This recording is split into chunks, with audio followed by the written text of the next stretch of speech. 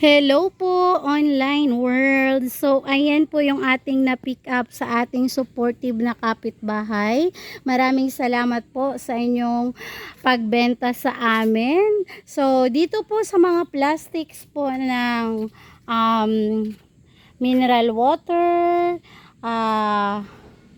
mga pinaglagyan po ng juice, ng energy drinks, ganyan po, ng soft drinks. Ayan, ang kilo po natin yan ay 3 pesos per kilo po. Ayan po.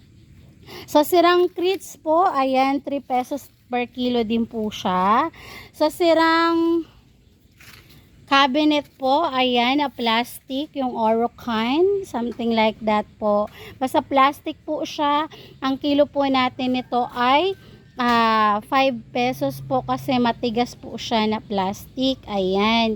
Tapos, dito po sa may bike, ayan, dahil bakal po siya, ang kilo po natin yan ay 10 pesos per kilo, pero ililes po natin yung mga gulong. So, ang kilo ng bawat gulong na yan ay 1 kilo. So, ganun.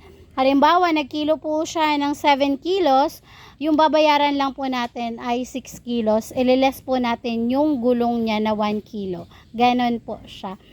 Dahil yung gulong po niya ay hindi po siya binibili sa junk shop. Ayun, reject po siya.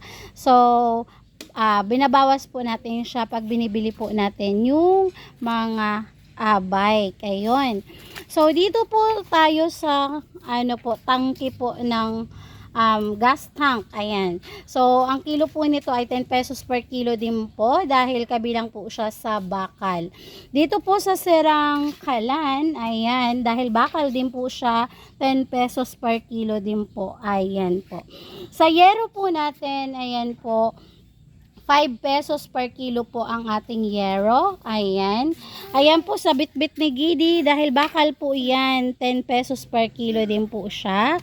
So, ayan. Pinaglalaruan po ni Gidi yung parang sampayan po yun. Ayun, sampayan siya.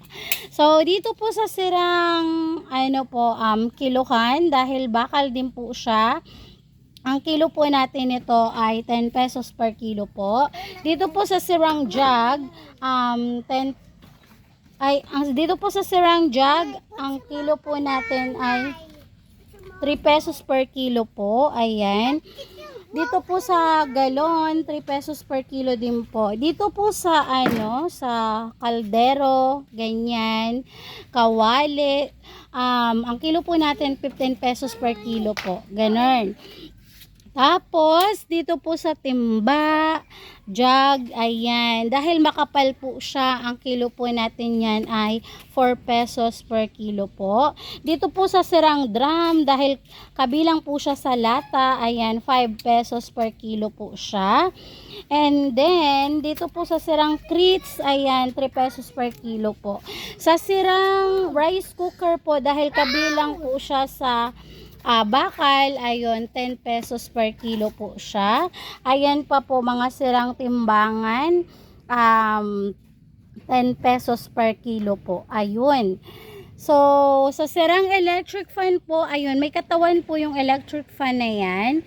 Yung sirang electric fan per peraso po, 30 pesos. Ayun. So, baka meron po kayo, bumibili po kami ng mga kalakal pang junk shop na. Pumipick up po kami around Nueva Ecija, boundary po ng Tarlac, boundary po ng Pampanga, boundary po ng Bulacan, boundary po ng Pangasinan, boundary po ng Nueva Vizcaya. So, pag nagkasundo po tayo sa presyo, pipick upin din po namin kaagad. That's all for today's video. Flex ko lang po ang aming hanap buhay. Thank you for watching. Bye!